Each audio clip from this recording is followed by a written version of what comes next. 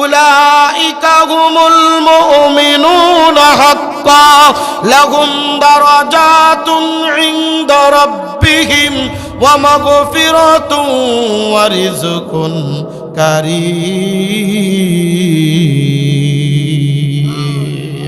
আল্লাহ তাআলা নিজেই ঘোষণা করে দিচ্ছেন, এ দুনিয়ার মানুষ শুনে রাখো, আমি আগে যেটা বর্ণনা করলাম, এই আগের যে 5টা গুণ আর ছিল, এই 5টা গুণ যার ভিতরে থাকবে, উলাইকা হুমুল মুমিনুনা হাক্কা, এরাই হলো প্রকৃত মুমিন, এদের ভিতরে কোনো বেজাল নাই, এরা হলো ইমানদার, বেজাল্লা মার্কা ইমানদার না, এরা হলো খাঁটি ইমানদার।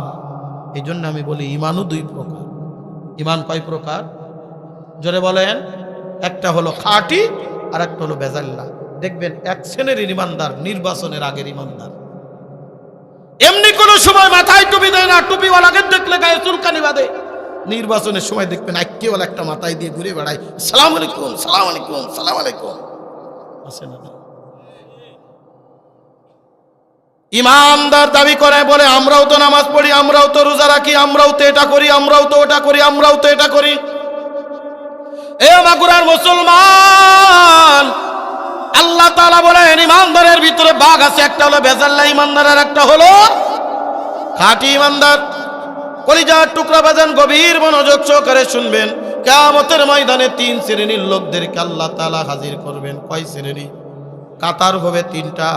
একটা হবে ফি নারি জাহান্নাম, সুজা আল্লাহর জাহান্নামে যাদের যাবে তাদের কোনো ঈমান নাই, বেঈমান যারা আছে আল্লাহ তাআলা ডাক দিয়ে বলবেন, ওয়াসিকাল্লাযিনা কাফারু ইলা জাহান্নাম যুমারা, এরা হলো কাফের, ঈমান নাই, এরা হলো কাফের, এদের কোনো হিসাব নাই, নিকাশ নাই, বিনা হিসাবে এদেরকে ধরে জাহান্নামের ভিতরে নিয়ে যা।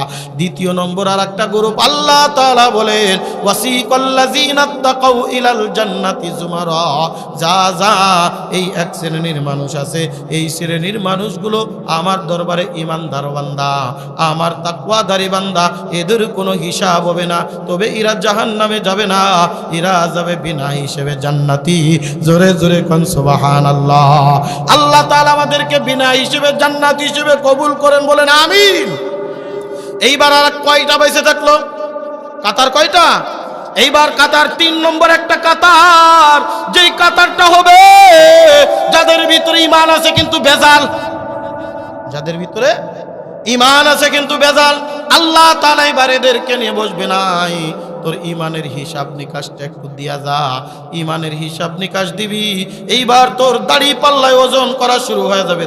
কলিজার টুকরা বাজান, আল্লাহ পাক রব্বুল আলামিন এই পৃথিবীর জমিনের মধ্যে যত জায়গা আছে আল্লাহর কাছে সব থেকে প্রিয় জায়গা হলো মসজিদ, সব থেকে খারাপ জায়গা বাজার। আমি আপনাদের কাছে প্রশ্ন করি, এই নোহাটা অঞ্চলে মসজিদে লোক বেশি না বাজারে লোক বেশি? বাজারের মসজিদগুলোতেও দেখবেন বাজারের দোকান ভরা লোক, কিন্তু মসজিদে এক কাতার পুরানো বড় কষ্ট হয়ে যায়। এইবার যদি জিজ্ঞাসা করি বাজারে যারা বসে থাকে এরা মুসলমান না হিন্দু বৌদ্ধ খ্রিস্টান, দেখবেন অধিকাংশই মুসলমান। আজান হয় মসজিদের দিকে তারা ফিরেও কখনো তাকায় না। জোরে কোন কথা ঠিক কিনা? যেখানে গেলে আমার ঈমান আমল বরবাদ হয়ে যাবে, যেখানে গেলে আমার আমল বলতে কিছুই থাকবে না, যেই জায়গাটা আল্লাহর কাছে সব থেকে বেশি অপছন্দনীয় ওই জায়গায় রাত 12টা 1টা পর্যন্ত আমরা কাটিয়ে দিতে পারি, কিন্তু যেই জায়গাটা আল্লাহর কাছে প্রিয়তম একটা জায়গা, ওই জায়গায় 1 মিনিট সময় যদি কোনো রকম বেশি হয়ে যায়, ইমাম সাহেবের 14 গোষ্ঠী ধরে আমরা উদ্ধার করে ফেলি। জোরে কোন কথা ঠিক কি ঠিক না? দেখবেন একটু কিরাত লম্বা করে ফেলে, দেখবেন পিছন থেকে শুধু কাশি দেওয়া শুরু করে দেয়, হুজুর একটু দেরি করে নামাজ পড়াচ্ছেন কেন, হুজুর এত লম্বা কিরাত ধরলেন কেন? দেখবেন নামাজ পড়ে ওই লোকটা চায়ের দোকানে ঘন্টাকে ঘন্টা বসে থাকে। আমাদের ঈমান শেষ, আমাদের আমল শেষ, আমাদের নফস আর কলব শেষ। জোরে কোন কথা ঠিক কিনা? এই মাহফিল উপলক্ষে দেখবেন পাশে একটা মেলা বসে গেছে, একটা কিছু দোকানপাট আছে। এই মাহফিলের ময়দানে যে কয়জন লোক আছেন তার থেকে মনে হয় 10 ডবল লোক বেশি ওইখানে লোক পাওয়া যাবে। মাহফিল শেষ পর্যন্ত তারা থাকবে সেখানে, কিন্তু মাহফিলের ময়দানে আসবে না, যেহেতু এখানে তবারকের ব্যবস্থা আছে।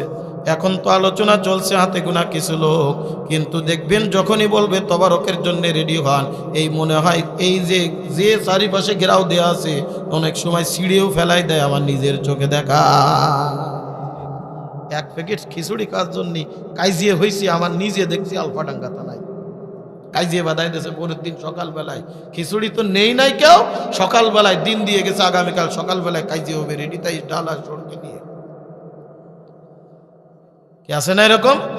এক প্যাকেট খিচুড়ি বাড়ি খাইতে পারত না? হ্যাঁ, বাড়ি খাইতে পারে কিন্তু না, দেখবেন এখানের জন্য পাগল হয়ে গেছে। মসজিদে একটা জিলাপির দাম কত নাই? 8 আনা। ওই জিলাপি যদি না পায় অনেক সময় মসজিদে জুতা চালাচালি শুরু হয়ে যায়। মসজিদ আর একটা বানাই নিয়েছে, তোকের মসজিদ আমি আর যাইতাম না। এই হলো আমাদের ইমানের অবস্থা, এই হলো আমাদের আমলের অবস্থা। কথা বলেন ঠিক কি ঠিক না? কলিজার টুকরা বাজান, গভীর মনোযোগ সহকারে শুনবেন। আমি কুরআনুল কারীমের ছোট্ট একটা সূরা আপনাদের মাঝে তেলাওয়াত করেছি। কুরআনুল কারীমের মধ্যে 30টা পারা আল্লাহ পাক রব্বুল আলামিন রেখেছেন। 114টা সূরা আল্লাহ তাআলা দান করেছেন। এই 114টা সূরার মধ্যে সব থেকে ছোট ছোট যে কয়েকটা সূরা আছে তার মধ্যে একটা সূরার নাম হলো সূরাতুল আসর। আরেকটি সূরা সেম কোয়ালিটির মাত্র 3টা আয়াত বিশিষ্ট 2টা সূরা আল্লাহ তাআলা কুরআনুল কারীমে নাজিল করেছেন। একটার নাম হলো সূরাতুল আসর, আর একটার নাম হলো সূরাতুল কাউসার। এই সূরাতুল আসর আল্লাহ পাক রব্বুল আলামিন এই সূরার মধ্যে মানব জাতির বড় একটা গুরুত্বপূর্ণ বিষয় নিয়ে কথা বলেছেন। এই জন্য মুফাসসিরিন ইকরাম বলেন, আল্লাহ পাক রব্বুল আলামিন যদি কোরআনের মধ্যে আর কোনো সূরা নাজিল না করতেন, আর কোনো আয়াত যদি না থাকতো, আর কোনো পারাও যদি না থাকতো, একটা সূরা যদি মানব জাতির মধ্যে যদি আল্লাহ তাআলা নাজিল করতেন, এই মানব জাতির হিদায়াতের জন্য দুনিয়ায় পথ চলার জন্য যথেষ্ট হয়ে যাইত। ওই সূরাটার নাম হলো সূরাতুল আসর। বন্ধুরে আমার, গভীর মনোযোগ সহকারে শুনবেন। এই পবিত্র কুরআনুল কারীম আল্লাহ তাআলা আল্লাহর নবীর উপরে নাজিল করেছেন। একদিন 2 দিন নয়, 1 মাস 2 মাস নয়, 1 বছর 2 বছর নয়, দীর্ঘ 23টা বছর পর্যন্ত কখনো কখনো একটি আয়াত, কখনো কখনো 2টি আয়াত, কখনো একটি সূরা, কখনো আধা সূরা, এভাবে যখন যেটা প্রয়োজন ছিল আল্লাহ পাক রব্বুল আলামিন নবুয়াত প্রাপ্তির শুরু থেকে নিয়ে মৃত্যুর আগ পর্যন্ত আল্লাহ তাআলা আল্লাহর নবীর উপরে কুরআনুল কারীমের আয়াতগুলি ধারাবাহিকভাবে নাজিল করেছিলেন। নাজিল করে আল্লাহ তাআলা ডাক দিয়ে বলেন, আল ইয়াউমা আকমালতু লাকুম দীনাকুম ওয়া আতমামতু আলাইকুম নি'মাতি ওয়া রাদিতু লাকুমুল ইসলাম দীনা। জোরে কান আল্লাহু আকবার। আল্লাহ পাক রব্বুল আলামিন এই দ্বীনকে পরিপূর্ণ করে দিয়েছেন। তথা যদি কোনো ব্যক্তি তার মানব জিন্দেগির ভিতরে কুরআনুল কারীমকে ফিট করে নিতে পারে, মানব জীবনের ভিতরে একেবারে রান্নাঘর থেকে শুরু করে সংসদ পর্যন্ত যদি কোরআন বাস্তবায়ন করে নিতে পারে, আল্লাহ তাআলা বলেন আমি দ্বীন পরিপূর্ণ করে দিলাম, ইসলাম পরিপূর্ণ করে দিলাম। যদি কোনো ব্যক্তি দ্বীনের উপরে, ইসলামের উপরে পরিপূর্ণভাবে তার জীবন ব্যবস্থাকে পরিপূর্ণ করে দেয়, আল্লাহ তাআলা ডাক দিয়ে বলেন এই দুনিয়ার মালিক আমি, আসমানের মালিক আমি, জমিনের মালিক আমি, সব কিছুর মালিক আমি আল্লাহ তাআলা তোমার দুনিয়াও শান্তি দিব, আখিরাতেও শান্তি দিয়া দিব। বন্ধুরে আমার, এই কোরআনের মধ্যেই আল্লাহ তাআলা সব কিছু দিয়ে দিয়েছেন। ওই 1500 বছর আগে যখন কোনো কিছুই তেমন একটা বর্তমান সময়ের কিছুই ছিল না, অর্থাৎ 1500 বছর আগের যে ওল্ড জামানা ছিল, 1500 বছর আগের যে একটা গ্রাম্য একটা জামানা ছিল, জাহিলিয়াতের জামানা ছিল, বর্বরতার জামানা ছিল, সেখান থেকে শুরু করে নিয়ে বর্তমান সময় যেটা আমরা ডিজিটাল জামানা বলি, অত্যাধুনিক জামানা বলি, এবং অদূর ভবিষ্যতে যত জামানাগুলি আসবে সব জামানার সব কিছু আল্লাহ তাআলা কুরআনুল কারীমের মধ্যে পুঙ্খানুপুঙ্খানুরূপে বর্ণনা করে দিয়েছে। কোরআন নাজিল হয়েছে 1500 বছর আগে, 1000 বছর পরে, 10,000 বছর পরে পৃথিবীতে কি ঘটবে আর তার উত্তরণের ব্যবস্থা কি হবে এই কোরআনের মধ্যে আছে না নাই? আমরা অনেকেই বলি কোরআন তো অনেক আগে, ওইটার ভিতরে মনে হয় মোবাইলের কথা আছে নাকি, ওইটার ভিতরে কম্পিউটারের কথা আছে নাকি, ওইটার ভিতরে এর কথা ওর কথা সের কথা আছে নাকি? বলে হ্যাঁ, যারা কোরআন রিসার্চ করে তারাই বলতে পারে আসলে এর ভিতরে আছে না না। চাইনার একটা গবেষকদেরকে জিজ্ঞাসা করা হয়েছিল, আপনারা জানেন বর্তমান সময়ের ভিতরে পৃথিবীর যত অত্যাধুনিক যা কিছু দেখতে পান সব কিছু প্রায় চায়নার আবিষ্কার করে, চায়নাদের ভিতরে সব কিছু পাওয়া যায়। যদি অন্যান্য রাষ্ট্র প্রথম আবিষ্কার করে চায়না তার কপি করে ফেলে। জিজ্ঞাসা করা হলো বৈজ্ঞানিকদের কাছে, গবেষকদের কাছে, আপনারা এটা কোথায় পেলেন? তখন বলেন আমরা তো পেয়েছি ওই মোহাম্মদের ওই কিতাব থেকে, কোরআন থেকে। যখন দেখলাম এটা এটা বলা হয়েছে, সেখান থেকে গবেষণা করা শুরু করে দিলাম। এই জন্যে বিজ্ঞান ও কোরআন নামক একটি কিতাব আছে, আপনারা পড়বেন। বর্তমান সময়ে বাংলায় ওটা ট্রান্সলেটর করা হয়েছে, বাংলায় ওটা তরজমা করে দেওয়া হয়েছে। বাংলায় এটা পড়ে দেখবেন আল্লাহ তাআলা কোরআনের মধ্যে ওই কিয়ামত পর্যন্ত যা কিছু ঘটবে কিভাবে আল্লাহ তাআলা পুঙ্খানুপুঙ্খানুরূপে বর্ণনা করেছে। অবাক হয়ে যাবেন এগুলা দেখতে। যা কিছু দেখতে পান সব এই কোরআন থেকে গবেষণা করে করে করে করে আজ এই অত্যাধুনিক পর্যায়ে নিয়ে চলে আসছে। সেই আল্লাহ পাক রব্বুল আলামিন কোরআনুল কারীমের একটা সূরা নাজিল করেছেন, যে সূরার মধ্যে 3টা আয়াত, তার একটি আয়াত একেবারে ছোট, মাত্র 4টা শব্দ দিয়ে আল্লাহ পাক রব্বুল আলামিন একটা আয়াত করেছেন। আর 2টা আয়াত কোন রকম ছোট বটিন, 2টা আয়াত। তার মধ্যে কোরআনের মধ্যে সব থেকে ছোট যেই সূরা আছে, সেই সূরার মধ্যে একটা সূরা, যে সূরাটার নাম হলো সূরাতুল আসর। আমরা সবাই জানি আসর শব্দের অর্থ, আসর যেহেতু আরবি আসর শব্দের অর্থ হলো সময়। আল্লাহ তাআলা কোরআনুল কারীমের মধ্যে সময়ের নামে একটা সূরা নাজিল করেছে। সূরার বাংলায় যদি আমি নাম বলি, সূরার নাম হলো সময়। সূরার নাম কি? সকলেই কষ্ট করে বলেন, নাম কি? আমার কথা বুঝতে কষ্ট হয় তাহলে আমার সাথে একটু আওয়াজ দিয়ে বলতে হবে, তবে বুঝবো যে না আমার কথা আপনারা বুঝতেছেন। আল্লাহ পাক রব্বুল আলামিন কোরআনুল কারীমের মধ্যে যে 114টা সূরা নাজিল করেছেন, এক একটা সূরার এক একটা নামকরণ করেছেন। কোনটা প্রাণীর নামে আল্লাহ তাআলা, কোনটা মানব জাতির নামে, কোনটা আল্লাহর ওলি নবী আলাইহিস সালাতু ওয়াস সালামদের নামে আল্লাহ তাআলা কোনটা ওলির নামে নাজিল করেছেন। এমনকি দুনিয়ার মধ্যে নিকৃষ্টতম ব্যক্তি একজন, আল্লাহ রাসূলের সব থেকে বেশি দুশমনী যারা করেছিল তাদের মধ্যে একজন ছিল আবু লাহাব। আল্লাহ পাক রব্বুল আলামিন তার নামেও একটা সূরা নাজিল করেছেন, সূরাতুল লাহাব। জোরে কোন কথা ঠিক কিনা? আল্লাহ তাআলা প্রাণীর নামেও আল্লাহ সূরা নাজিল করেছেন। যেমন কোরআনুল কারীমের সর্বপ্রথম সূরার নাম হলো সূরাতুল বাকারা। সূরাতুল বাকারা, বাকারাতুন শব্দের অর্থ হলো গাভী। আল্লাহ পাক রব্বুল আলামিন বাকারাতুন বা গাভীর কিছু আলোচনা করে, গাভীর একটা ঘটনা বর্ণনা করে ওই সূরার নাম রেখেছেন সূরাতুল বাকারা। মৌমাছির নামে আল্লাহ তাআলা সূরা নাজিল করেছেন, পিঁপড়ার নামে আল্লাহ তাআলা সূরা নাজিল করেছেন, মাকড়সার নামে আল্লাহ তাআলা সূরা নাজিল করেছেন। আল্লাহ পাক রব্বুল আলামিন ডাক দিয়ে বলেন, এ দুনিয়ার মানুষ, আমি আল্লাহ এমন এমন কিছু সূরা নাজিল করেছি যেই সূরাগুলো তোমরা যদি অনুধাবন করতে পারো, আমি আল্লাহ তাআলা তোমাদেরকে হেদায়েত দিয়ে দিব। ওই রকম একটা সূরা, যেই সূরাটার নাম হলো সূরাতুল আসর। তথা আল্লাহ পাক রব্বুল আলামিন বলেন, মানুষের কাছে সব থেকে বেশি যেটা মূল্য দেয়া থাকে, গরিব থেকে শুরু করে ধনী পর্যন্ত, যেই সমস্ত দেশের লোক হোক না কেন, দেখবেন প্রত্যেকটা মানুষের কাছে সময়ের একটা মূল্য আছে। যদি বলেন ভাই এই কাজটা করবেন, বলে ভাই সময় নাই, সময় পাইতেছি না, সময় পাই তারপরে করব, সময়ের কিন্তু অধিক মূল্য।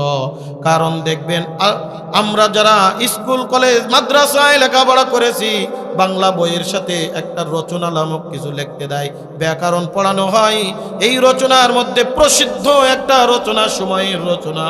দেখবেন ওই সময়ের রচনার শুরুতেই লিখে থাকে, সময় নদীর স্রোতের নাই বয়ে যায়, সময় কারোর জন্য অপেক্ষা করে না। আমি যদিও আমার কাজ আমি পিছনে ফেলা দিই, যেই সময়টা চলে যায়, হাজারবার চাইও কিন্তু ওই সময় কোনোদিন আমরা আর ফিরায় আনতে পারবো না। জোরে কোন কথা ঠিক কি ঠিক না? এই জন্য সময়ের গুরুত্ব বড় অপরিসীম। যেহেতু আল্লাহ পাক রব্বুল আলামিন নির্দিষ্ট একটা সময় দিয়া এই পৃথিবীর জমিনের মধ্যে আমাকে আপনাকে সৃষ্টি করেছেন, এই পৃথিবীর জমিনে আমাকে আপনাকে পাঠিয়েছেন, ইচ্ছা করলেও 1 সেকেন্ড সময় আমরা বৃদ্ধি করতে পারবো না, ইচ্ছা করলেও 1 সেকেন্ড সময় আমরা দুনিয়ার জমিনে কমাইতেও পারবো না। আল্লাহ তাআলা বলেন, ফাইজা জাআজালুহুম লা ইস্তাখিরুনা সাআতাও ওয়া লা ইস্তাকদিমুন।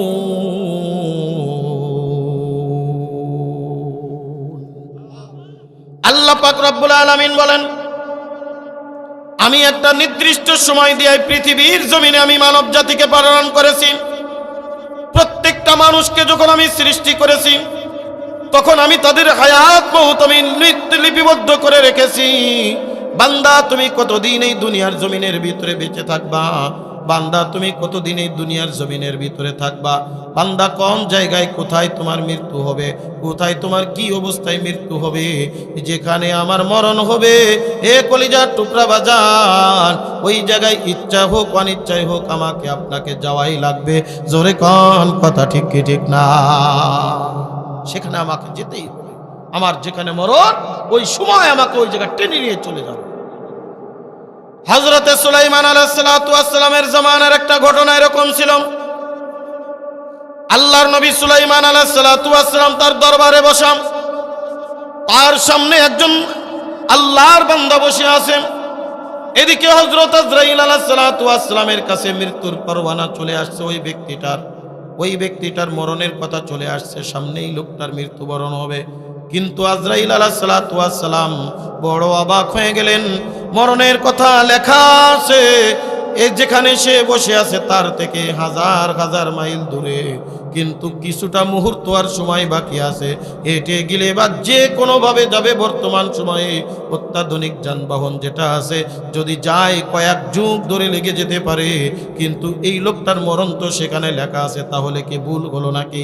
আল্লাহ ডাক দিয়ে বলেন, না আজরাইল, না না, আমি আল্লাহ কথাও করি না, ভুল করি না, ভুলের কোনো অবকাশ থাকে না।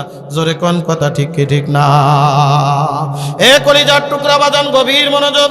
বলে আল্লাহ আপনি তো লিখে রাখছেন এর মরণ ওই জায়গায়, তাহলে লোকটাকে তো এখানে দেখতেছি। বলে যাও তুমি তার সামনে একবার যাও। আজরাইল আলাইহিস সালাতু ওয়াস সালাম তার আসল আকৃতি নিয়ে হযরত সুলাইমান আলাইহিস সালাতু ওয়াস সালামের দরবারে যখন হাজির হয়েছে, কেউ আজরাইলকে দেখে না, শুধু যার মরণের পরওয়ানা হয়েছে ওই লোকটার চক্ষু দিয়ে আজরাইল আলাইহিস সালামকে দেখে বড় ভীত সন্ত্রস্ত হয়ে গেছে, থরথর করে কম্পন শুরু হয়ে গেছে। ডাক দিয়ে বলে, আল্লাহর নবী সুলাইমান, এই জায়গায় আমার তেমন একটা ভালো লাগতেছে না, আমাকে একটু বাতাসের সাহায্যে অমুক স্থানে পাঠায়া দেয়। কিতাবের ভিতরে আসছে ওই স্থানের কথা উল্লেখ করা হয়েছে যেই জায়গায় তার মরণ। হযরতে কি বলে সুলাইমান আলাইহিস সালাতু ওয়াস সালাম বাতাস তার তাবে ছিল, আনুগত্য করত, শুধুমাত্র বলার দরকার ছিল যাও নিয়ে যাও। এক মুহূর্তের মধ্যে তার মরণের স্থানে তাকে নিয়ে হাজির করে দিয়েছে। জোরে কোন সুবহানাল্লাহ। নির্দিষ্ট হায়াত, নির্দিষ্ট সময়, নির্দিষ্ট জায়গায় আমাকে আপনাকে সেখানে যাওয়াই লাগবে, মৃত্যুবরণ করাই লাগবে। এই জন্য এই সময়টাকে বড় মূল্য দেওয়া দরকার, সময়টাকে আমাদের বড় গুরুত্ব দেওয়া দরকার। আল্লাহ পাক রব্বুল আলামিন কোরআনুল কারীমের মধ্যে যতটা কথা বলেছেন, প্রত্যেকটা কথা আমাদের কাছে বিলা শুভা সন্দেহ নাই, কোনো অবকাশ নাই, মিথ্যা নাই, ভুল নাই। আমরা বিশ্বাস করি প্রত্যেকটা কথা, প্রত্যেকটা অক্ষর, প্রত্যেকটা নুক্তা পর্যন্ত সঠিক, তার মধ্যে কোনো সন্দেহ নাই। কথা বলেন ঠিক কিনা?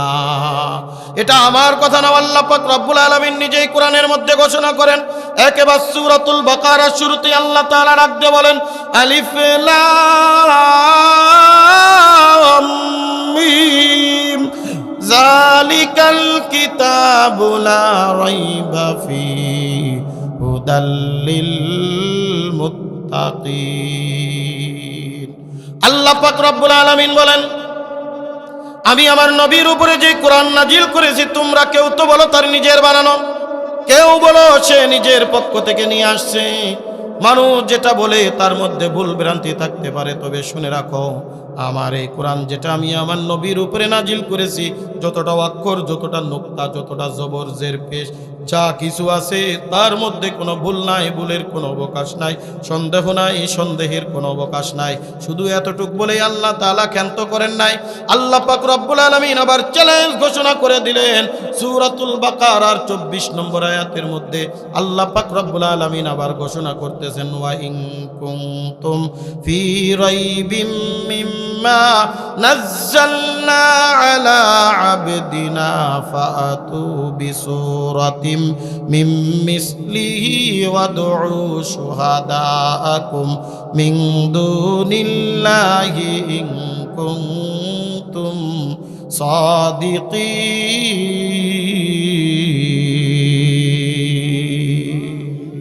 আরেকটু জোরে বলেন না আল্লাহু আকবার।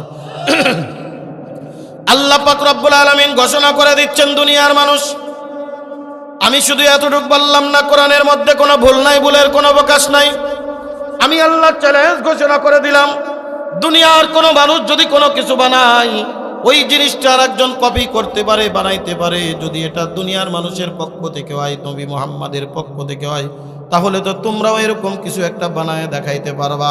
আমি সূরাতুল বাকারার মতো কোনো বড় সূরা বানাইতে পারি না, বলতেছি না। আমি সূরাতুল আল ইমরানের মতো বড় কোনো সূরা বানাইতে বলতেছি না। আমি সূরাতুন নিসার মতো বড় সূরা বানাইতে বলতেছি না। এই কোরআনুল কারীমের মধ্যে সব থেকে ছোট্ট যে সূরা আমি আমার নবীর উপরে নাজিল করেছি, এই রকম একটা সূরা তোমরা বানায় দেখাও, তার একটা আয়াত তোমরা বানায় দেখাও। যদি পারো মেনে নিব এটা নবী মুহাম্মাদের পক্ষ থেকে, আর যদি না পারো তোমাদের জন্য খোলা আছে। শুনে রাখো, তোমরা সব কালেমার পথে চলে আসো। পরবর্তী আয়াতের মধ্যে আল্লাহ তাআলা আবার ঘোষণা করে দিচ্ছেন, ফাইন লাম তাফআলু ওয়া লাম তাফআলু ফাত্তাকুন নারাল্লাতী ওয়াকুদুহান নাস ওয়াল হিজারা উইদ্দাত লিল কাফিরিন।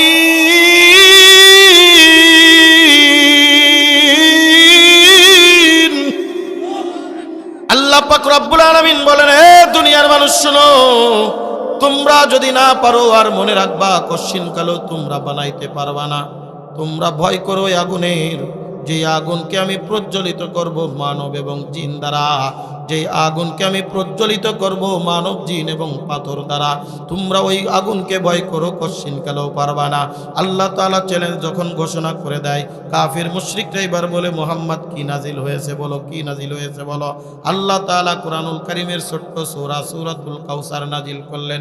আল্লাহর নবী সাহাবীদেরকে ডাকতে বলেন, সাহাবীরা রে, এই দুইটা আয়াত, প্রথম দুইটা আয়াত তোমরা একটা কাগজের উপরে, একটা কাঠের উপরে লিপিবদ্ধ করে কাবা শরীফের উপরে লটকায় দিয়ে রেখে আসো, আর ডাক দিয়ে বলে দাও, ঢেলা পিটায় দাও মক্কার কাফিরা রে। 3 নম্বর আয়াত যদি যেই ধাঁচে কোরআন নাজিল হয়েছে, যেরকম ফাসাদ বলাগাত সাহিত্য ভরা কোরআন নাজিল হয়েছে, এই সাহিত্য ভরা দিয়া যদি 3 নম্বর আয়াত মিসরা যদি তোমরা মিলায়ে দেখাইতে পারো, তবেই মেনে নিব এটা নবী মুহাম্মাদের পক্ষ থেকে। সূরাতুল কাউসার কয় আয়াত? 3 আয়াত। কয় আয়াত? 3 আয়াতের 2টা আয়াত লিপিবদ্ধ করে রাখলেন।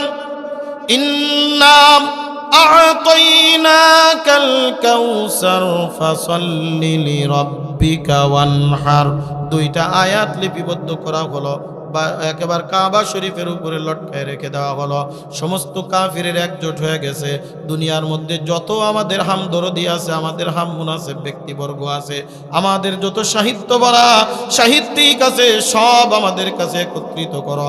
সবাইরে বিরাট একটা প্রলোভন দেখায় দাও, বিরাট একটা উপঢৌকন দেব, হাদিয়া দিব।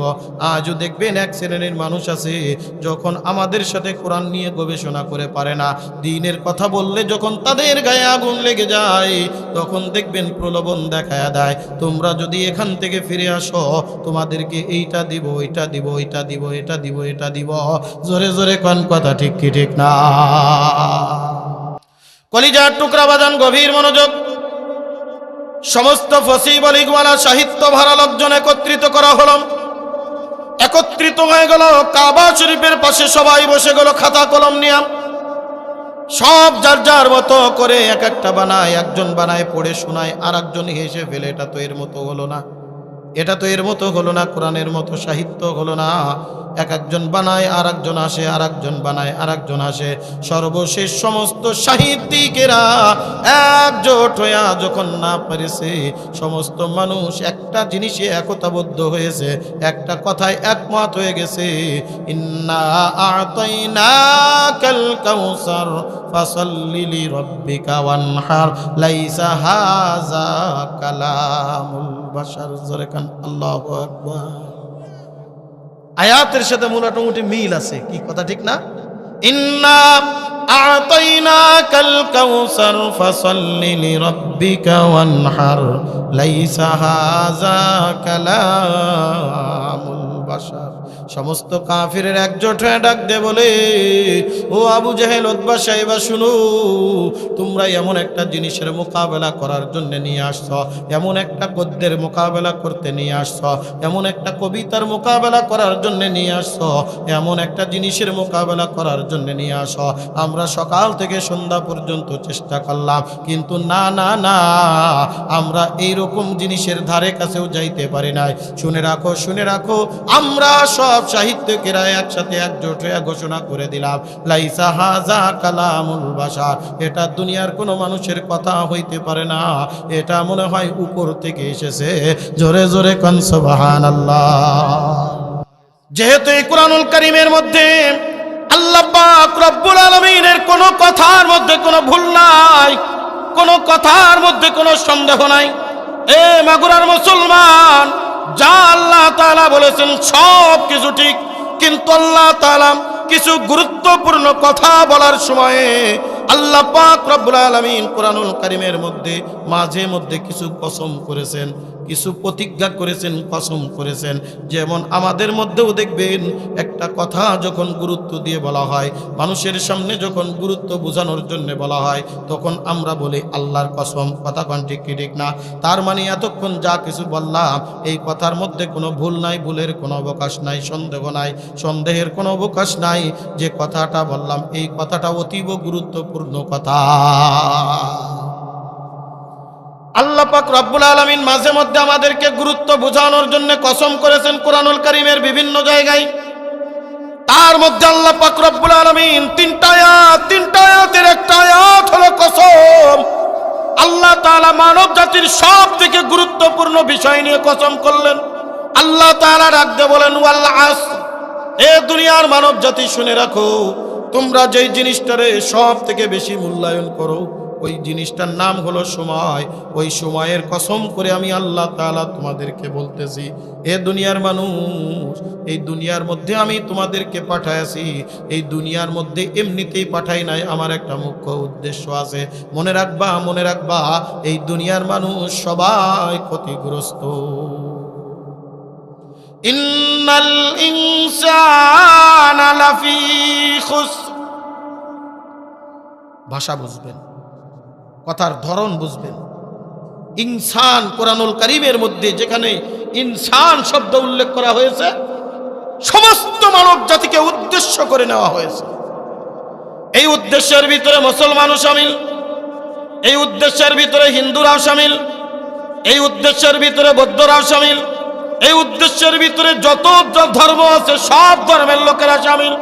তথা আল্লাহ তাআলা যাদেরকে এই পৃথিবীর জমিনে মানব জাতি করেছেন, আল্লাহ সব মানব জাতিদেরকে উদ্দেশ্য করে বলেন, ইন্নাল ইনসানা লাফি খুসর। যারা বলে আমরা মানুষ তারাই ক্ষতিগ্রস্ত, কেউ ক্ষতির থেকে বাঁচতে পারবে না, কেউ ক্ষতির থেকে বাঁচতে পারবে না। কলিজার টুকরা বাজান, এই 2 নম্বর আয়াত যখন নাজিল হয়ে গেল, সাহাবা ইকরামের ভিতরে কান্নার রোল পড়ে গেছে।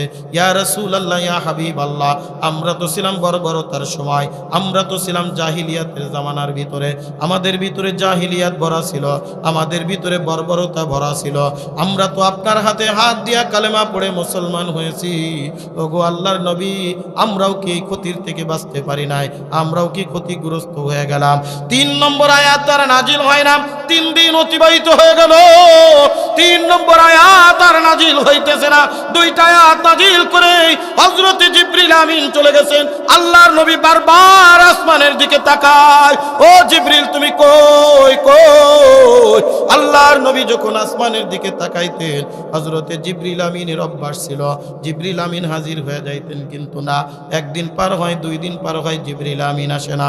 3 দিনের দিন হাজির হয়ে গেছি, ইয়া রাসূলুল্লাহ ইয়া হাবিবাল্লাহ, লাব্বাইক ইয়া রাসূলুল্লাহ লাব্বাইক ইয়া হাবিবাল্লাহ, আমি হাজির, আপনি বারবার আসমানের দিকে তাকান। আল্লাহর নবী ডাকতে বলে, জিবরিল কথা অর্ধেক রেখে তুমি কোথায় চলে গেলা? 3 নম্বর আয়াত আর কোথায়? এরপরে কি আর কিচ্ছু নাই? তুমি তো বললা মানুষ ক্ষতিগ্রস্ত, আমার সামনে কত মানুষ আছে যারা আমার কাছে কালেমা পড়েছে, আমি তো তাদেরকে বলেছি কুলু লা ইলাহা ইল্লাল্লাহ ফাদাখালাল জান্নাহ, যারা কালেমা পড়বে তারা জান্নাতি হয়ে যাবে। আল্লাহর নবী বলেন কুলু লা ইলাহা ইল্লাল্লাহু তুফলিহুন, তোমরা যদি কালেমাওয়ালা হও তোমরা সফল কাম হয়ে যাবা, তোমরা ক্ষতিগ্রস্ত হবা না। কিন্তু আল্লাহ বলতেছেন ক্ষতির ভিতরে পড়ে গেছে সব মানুষ। কেন কি ক্ষতির ভিতর থেকে বাঁচার কি কোনো উপায় নাই? সাহাবা ইকরামের অবস্থা দেখো, কান্নার রোল পড়ে গেছে, কানতে কানতে 2 চোখের পানি ভরে দাড়ি মুবারক ভিজে ভিজে পড়তেছে, বাড়ি যাচ্ছে না, ঘরে যাচ্ছে না, খাচ্ছেও না, পানও করতেছে না। সাহাবা ইকরামের করুণ অবস্থা শুরু হয়ে গেছে। একটু বলো কি কি কাজ করলে ক্ষতির থেকে বাঁচা যায়? আমাদের জানা দরকার আছে না? কথা বলে, আমরা সবাই ক্ষতির মধ্যে পড়ে আছি, আমরা সবাই ক্ষতিগ্রস্ত। এটা আমার কথা না, কথা কার? আরো জোরে কর। अल्लाह अल्लाह क्या मुबारक नाम है, अल्लाह अल्लाह आशिकों का काम है, अल्लाह अल्लाह क्या मुबारक नाम है, अल्लाह अल्लाह मुमिनों का काम है। जोरे जोरे कन अल्लाहु আকবার। এ মাগুরার মুসলমান গভীর মনোযোগ। আল্লাহ পাক রব্বুল আলামিন হযরত জিবরিল আমিন আলাইহিস সালাতু ওয়াস সালামকে পাঠিয়ে দিলেন, ও জিবরিল যাও, ও জিবরিল যাও, 3 নম্বর আয়াত নাজিল করে দিয়ে আসো। সবাই ক্ষতির ভিতরে পড়ে গেছে, কিন্তু কিছু কিছু মানুষ আছে যারা ক্ষতির থেকে বেঁচে যাবে। আল্লাহ তাআলা বলেন 4 শ্রেণীর মানুষ আছে যাদের ভিতরে দুনিয়ার ভিতরে 4টা গুণ থাকবে। এই 4টা গুণে গুণান্বিত ব্যক্তিরা হবে ক্ষতির থেকে বেঁচে যাবে। আর এর বাইরে যারা আছে মনে রাখবা, এরা সবাই ক্ষতিগ্রস্ত, যতই তাদের দুনিয়ায় অর্থ থাক, সম্পদ থাক, ক্ষমতা থাক, যাই থাক না কেন, ক্ষতির থেকে বাঁচার কোনো উপায় নাই। গুণ লাগবে কয়টা? জোরে কন। 4 গুণান্বিত ব্যক্তিরাই ক্ষতির থেকে বেঁচে যাবে। আল্লাহ পাক রব্বুল আলামিন ডাক দিয়ে বলেন, ইল্লাল্লাযীনা আমানু ওয়া আমিলুস সালিহাত ওয়া তাওয়াসাউ বিল হাক্কি ওয়া তাওয়াসাউ বিস সাবর। আল্লাহ তাআলা ডাক দিয়ে বলেন, 1 নম্বরে ওই সমস্ত মানুষ ক্ষতির থেকে বেঁচে যাবে যারা আমি আল্লাহর উপরে খাঁটিভাবে ঈমান আনবে, যাদের অন্তরের ভিতরে ঈমান থাকবে। ঈমানওয়ালা বান্দা দুনিয়ার কাউরে মানে না, দুনিয়ার কারোর হুকুম মান্য করে না, হুকুম মানে জোরে কোন কার, আরো জোরে কোন কার, হুকুম প্রাধান্য দেয়। যারা কালেমাওয়ালা এই দুনিয়ার জমিনের মধ্যে যারা পড়ে নিছে লা ইলাহা ইল্লাল্লাহু মুহাম্মাদুর রাসূলুল্লাহ, আল্লাহ তাআলা ডাক দে বলে বান্দা, ওই সমস্ত বান্দারাই ক্ষতির থেকে বেঁচে যাবে। আল্লাহ তাআলা ডাক দে বলে বান্দা শুনে রাখো, ইমানদার বান্দা যদি তুমি হইতে চাও, বান্দা এই দুনিয়ার জমিনের ভিতরে গুণ অর্জন করবা 5টা। জোরে কোন কয়টা? 5টা গুণে গুণান্বিত ব্যক্তি আল্লাহ তাআলা নিজেই সার্টিফিকেট দিচ্ছেন। উলাইকা হুমুল মুমিনুনা হাক্কা লাহুম দারাজাতুন ইনদা রাব্বিহিম ওয়া মাগফিরাতুন ওয়া রিজকুন কারীম। আল্লাহ তাআলা নিজেই ঘোষণা করে দিচ্ছেন, এ দুনিয়ার মানুষ শুনে রাখো, আমি আগে যেটা বর্ণনা করলাম, এই আগের যে 5টা গুণ আর ছিল, এই 5টা গুণ যার ভিতরে থাকবে, উলাইকা হুমুল মুমিনুনা হাক্কা, এরাই হলো প্রকৃত মুমিন। এদের ভিতরে কোনো বেজাল নাই, এরা হলো ইমানদার, বেজাল্লা মার্কা ইমানদার না, এরা হলো খাঁটি ইমানদার। এই জন্য আমি বলি ইমানও 2 প্রকার। ইমান কয় প্রকার? জোরে বলেন। একটা হলো খাঁটি আর একটা হলো বেজাল্লা। দেখবেন 1 শ্রেণীর ইমানদার নির্বাচনের আগের ইমানদার, সময় মাথায় টুপি দেয় না, টুপিওয়ালাকে দেখলে গায়ে চুলকানি বাঁধে। নির্বাচনের সময় দেখবেন আইকিওয়ালা একটা মাথায় দিয়ে ঘুরে বেড়ায়, সালাম আলাইকুম, সালাম আলাইকুম, সালাম আলাইকুম। আছে না? ইমানদার দাবি করে, বলে আমরাও তো নামাজ পড়ি, আমরাও তো রোজা রাখি, আমরাও তো এটা করি, আমরাও তো ওটা করি, আমরাও তো এটা করি। এ মাগুরার মুসলমান, আল্লাহ তাআলা বলেন ইমানদারের ভিতরে ভাগ আছে, একটা হলো বেজাল্লা ইমানদার, আর একটা হলো খাঁটি ইমানদার। কলিজার টুকরা বাজান, গভীর মনোযোগ সহকারে শুনবেন। কিয়ামতের ময়দানে 3 শ্রেণীর লোকদেরকে আল্লাহ তাআলা হাজির করবেন।